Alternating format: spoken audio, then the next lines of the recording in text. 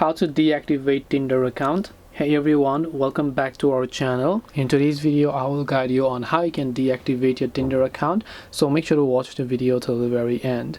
So if you want to deactivate your Tinder account, all you have to do is go ahead and basically first of all make sure to launch a Tinder application here.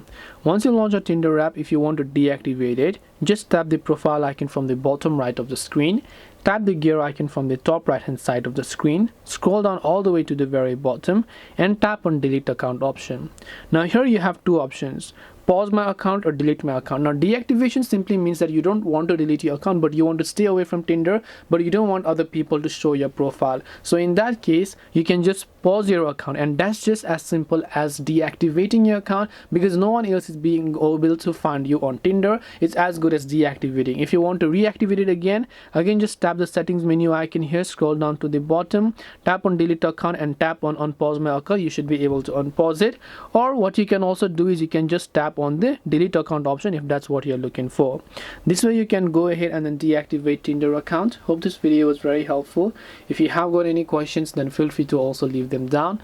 Thank you very much for watching till the end of this tutorial, and see you soon in the next video.